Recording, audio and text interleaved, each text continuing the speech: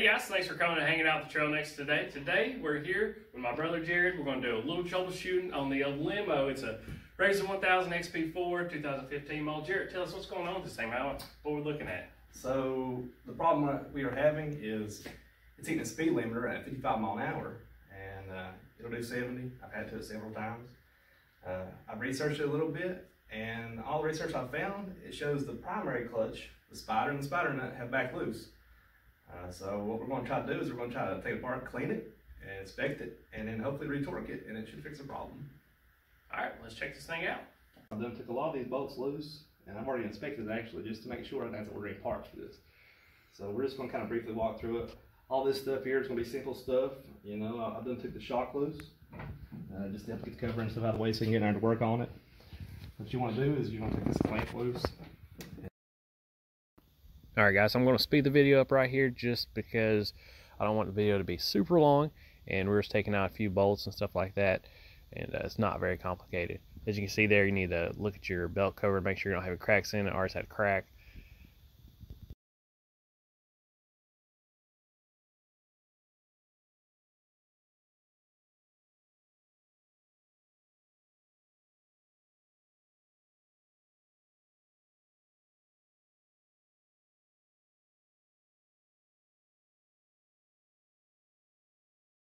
This washer has to be, these two have to be below that one. Yeah, so this one has a shim on it, and it's a washer with a little shank, and it's going to go inside there and hold that. So that's why you want to put it on there just the way it is. Gotcha. Now, at this point, you would use your clutch puller tool. I got an SLP puller, and what you do is just apply a little grease to your threads to help it out a little bit. Just thread it in. And I hit mine with the impact earlier, and I brought it off there, so I just have it set back up here. It shouldn't really even need to be. But what you do, just put it on there. The right size. And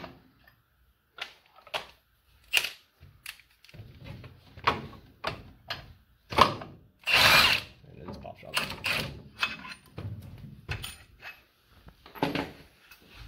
And then you just thread it right back out. There's no pressure on it, so it shouldn't matter how tight it really is.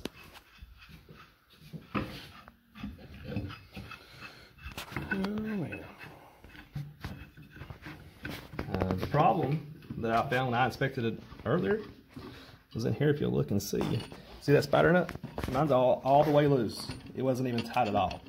And what that does is when that spider nut backs off, it allows the spider to turn on the shank. And as that spider turns, when it compresses, it does not compress all the way down your belt, so you're not going to get the full potential of it. That's how you lose your speed.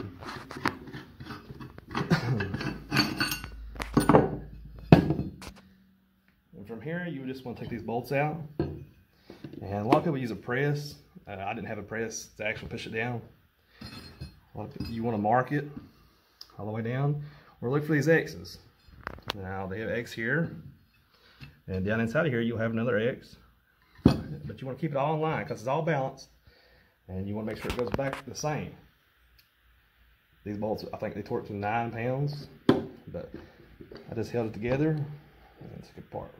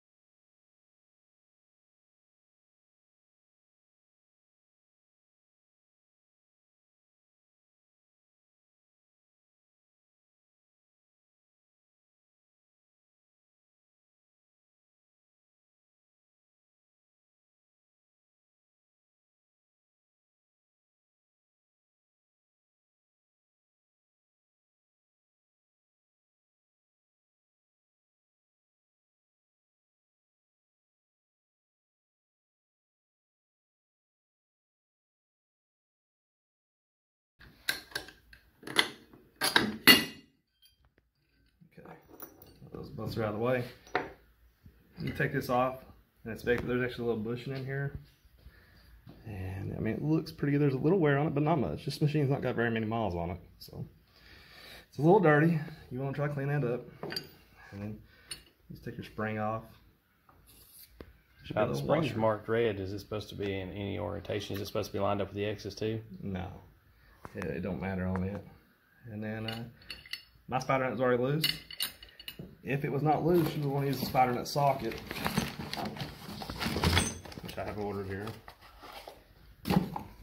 And you just apply it on top of it and twist it off. You want to heat it a little bit. It's what everybody recommends. I didn't have to heat mine because it's already loose. It was all the way off. So now I have not took the spider off. How much did the socket there, the spider nut socket, how much did it run you?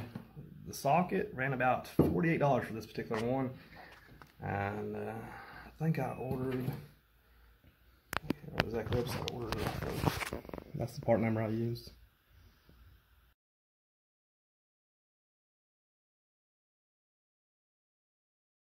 This is my good friend, buddy, BJ Crawford. He's going to help me try to take this thing apart. Some of the tools we're going to use, as you seen earlier, the spider nut was already off, so we didn't have to full fit. We're going to take that spider nut tool there and take, or the spider nut tool, and try to take this spider nut apart. And the way we're going to hold it, got the SLP holding tool. You're going to spray a little contact cleaner. We're going to put it in there.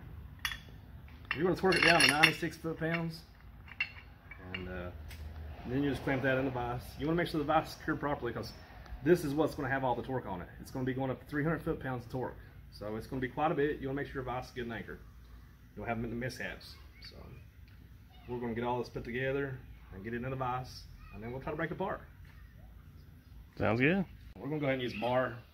We kind of tugged on it a minute ago, and we know it's a little tight just with this. So BJ, I'm going to hold it, and you can go ahead and torque it loose there.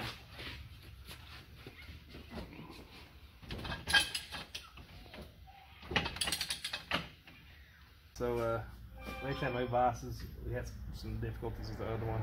We broke the other one. Yeah, it turned out it took a lot more torque than we was expecting to get it apart. We had actually heat hours, so we heated it, and we finally got it broke loose here. And now we're just going to clean it up.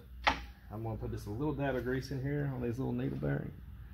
How many grease you got there? It's white lithium grease. That's what they recommend it. All right. It doesn't take very much. You just want to recoat the bearings on it, and then we're going to put this thing back together and try to retorque it.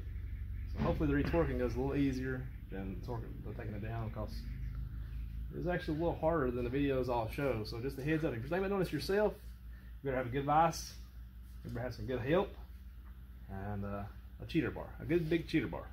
So we're going to go ahead and clean this thing up a little bit, and then put it all back together. Start out, there'll be a little washer. Go down there first. The bearing, we'll go ahead and put a little extra grease in here. It's pretty dry, I felt like, so we greased it up pretty good. This bearing, I don't think it's directional on it, so I put it back the same way it came off though, just in case. The next piece is going to be a little race. Well, that should be a washer, then it's a little race. It is directional. It's kind of grooved out there. It's just flat on the other side, so the groove's going to sit on there. Spacer washer right in there. Put it together. Okay, then right here on the spider, we took it apart. We cleaned it pretty decent. Nothing great, but you want to inspect right here on this. Make sure these buttons haven't worn out. There's actually a tolerance on it. I'm not going to get that technical in on this. They look good to me. Then you want to look for war spots on these weights. The weights all look good. So with all that looks good, you want to check these little rollers in here. All the rollers, they're turning fine. I don't see any issues there. So we're just gonna slide this back on here. Put 2 washers back on. And we'll go ahead and, at this point, you go ahead and apply your Loctite 620 and your primer. I think it's 7088. I actually didn't get my hands on that, so we're just going to use an equivalent Loctite to it and put it back together. But I'll show you real quick how this goes back together, and then we'll go ahead and then put the Loctite. Most people recommend putting it together, because if you don't, this is where you want to go buy your X's. So down in here, these pieces will have X's in here. Let's see what we find the X in. It's on that far one right there. So there's the X on that piece. And you want to line it up with the little X right there on that piece.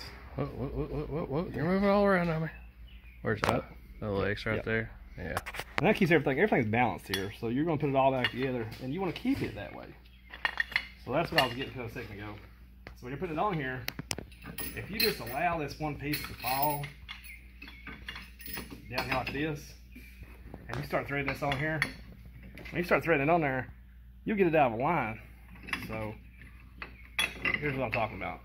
You can start threading it on there, but once you get down so far, you're going to have a harder time to line your X up. So what you want to do is you want to go ahead and hold this up against it. But here's the X. So you line your X's up, or your marks. A lot of people use Sharpie marks or whatever. And you just tighten it back down. These are already on your machine before you got it, right? Yeah, everything. The X's, yeah. Yeah, this is all factory. It's in the casting on it. A lot of people will still use marks. They put marks on everything, keep it all in line, make sure that moves on. So then, you know, you apply your Loctite and your primer. Get this all the way down. And that's when you're going to retorque it. 290 foot-pounds is what we're going to go to. It costs between 280 and 300. I'm going to hit right in the middle, hopefully, and we're going to go 290. So we're going to take this thing back apart. We're going to put a little Loctite on it, and then we'll show you the torquing part of it. Fairly tight. You're just going to go ahead and torque it. Make sure it's at 300. I'm going to try that mine about 300. I'm going to go ahead and go big.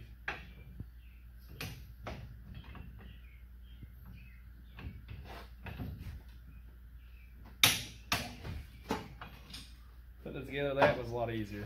So after that, a little bit more Loctite on here.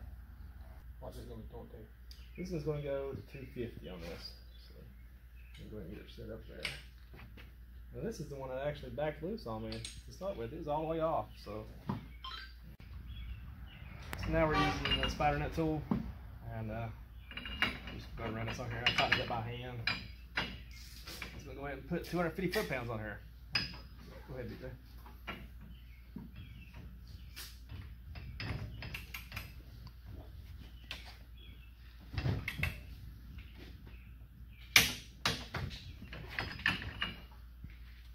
Alright guys, so we got everything torqued up now. I'm gonna kill that kid over there. Anyways, take the nut out, and they send you this little piece here, and you look at it first, and you wonder what it is. What you're gonna do is you're gonna slide this down in here. That way it doesn't mess your threads up. Then you take your clutch tool. You're gonna stick the clutch tool back in there, and you're gonna hit it, and it's gonna pop this off of that. So I'm gonna have to go get my clutch tool. It's at the house. So I said I was gonna get my clutch tool and take it apart, but I thought about this, and I'm pretty sure we can just break it loose using this. What I'm gonna do is just gonna put this socket back on it and just tighten it a little bit, and hopefully it just pops loose from the bottom piece, because essentially it's just pressed up in there a little bit. So I'm gonna hold it a little bit, let BJ tighten it. We're not gonna use a loosening manner, because you don't want to take loosening on this. If anything, if you went to 290, it shouldn't take 290 pounds to break it loose from here, because we actually had a hard time getting it to bite into there and hold it. So it should break loose fairly easy. So go ahead, BJ, and pull on it a little bit, and we'll see if we can break it loose. A little bit. Alright, I think I've done it. Yeah. So there you go. See, there's that little piece I was saying about? And what that's doing is when you put your clutch tool in there to pull your clutch, your primary, it's going to go down there and it's going to go against that. And it's going to keep you from messing up your threads down in here. Because if you didn't have this piece and you put it down in there, essentially you're just going to be pressing your threads, and this piece will no longer be able to use it. So that's what that little piece is for. So let's go put this thing back together and get it in. Alright. Put your limiter spring back in. I'm going to put my clutch back in, or my spring back in. And you look for those X's again. There's the X. There's the X. Somebody blue marked it. They claim they're like that from factory, the blue mark. The cast, the X is in the casting. You have one down here, one up here, one right here. So I don't have the press tool, so I'm going to show you that it can be done by hand. This right here. Oh man. You want to try to tighten it down kind of even. So give me a little bit of hand here. I mean, it's not super hard to hold, it's just a little awkward. So always helps to have a buddy, you know? yeah, seems to always come in handy, I guess you could say. So go ahead and just keep working my way around. These bolts, from what I've read, 7 to 9 foot-pounds of torque. Some guys don't torque them. I'm kind of a guy, I like to have the torque specs. I like to know what it needs to go back to. I've searched a lot of videos have them, a lot of videos don't. Some videos I've seen are guessing on it. But I have done quite a bit of research, watched a lot of videos, and that is what they recommend, 7 to 9 foot-pounds. And you want to do it kind of in an alternating pattern because you want to make sure this thing's going to go down as straight as possible. The old dog in the background just breathing away. Yeah, I'm sure it's a little hot today compared to what he's used to. So, all right, you're gonna hit the rest of it with a ratchet. So we're gonna fast forward to we're actually putting the clutch on here. We ain't gonna bore you to tighten this down. Yeah, we're just gonna torque this up, and then we'll be ready to put it back in the machine and try to torque that down. So I'll see you there in just a minute. I actually took the primary or the secondary out too, and I cleaned it. And I want to talk a little bit about putting it back because we've had a mishap. When you put this thing back, there's splines inside of here, and I already knew that part. One thing's a little tricky is when you go put it back on that shaft and get the spline slime back up, if you've got this thing in park, that shaft will spin. So what you want to do is you got to put it in gear to hold the shaft.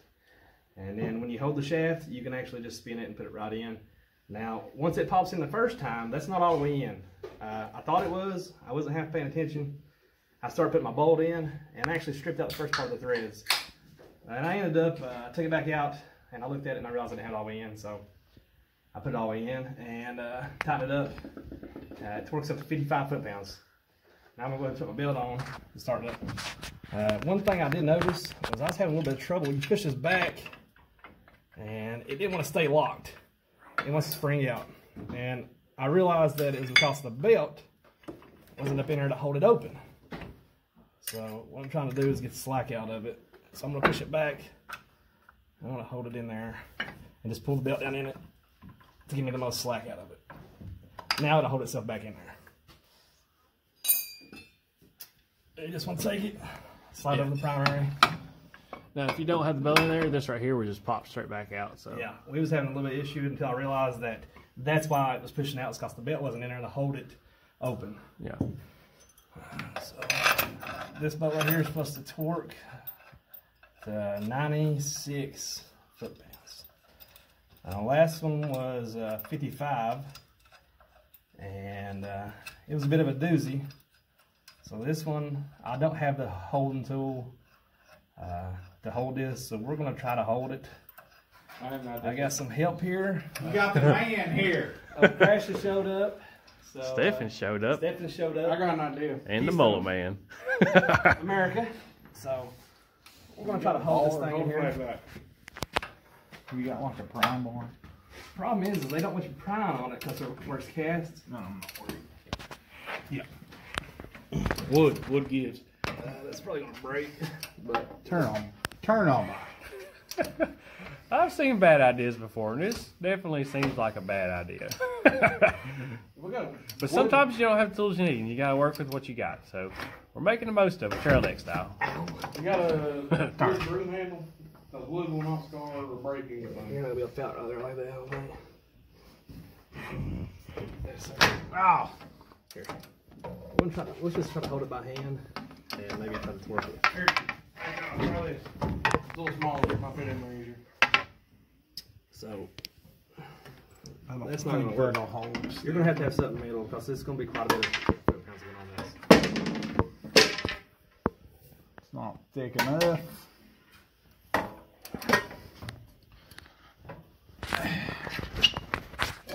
Go ahead. Yeah, come right here and try to torque this. Me and Josh both going to try to hold this. Probably won't work, but we're going to try it. I got you. So,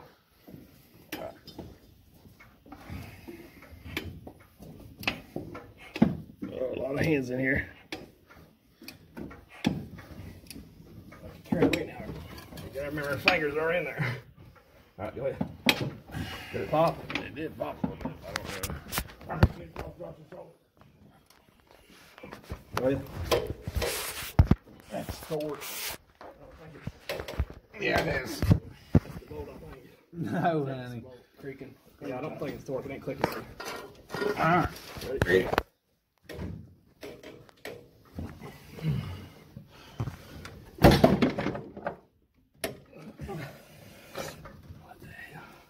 Bungee cord. Oh, God.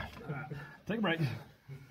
Alright guys, we got the limo put back together that night. It was a little bit of a pain in the butt because we didn't have the right tool to put that primary clutch on. But we had enough guys, we hurled around and we got it on there. The next day, Jared took it out for a ride. He said it's been doing good. So we're going to wrap this video up. If you guys haven't subscribed to the channel, please do so. We're trying to grow the channel and get more of the stuff that we do out to you guys. And we should be having some more riding videos coming out soon because we're headed to Brimstone for Memorial Day weekend. So until next time, we'll see you guys later.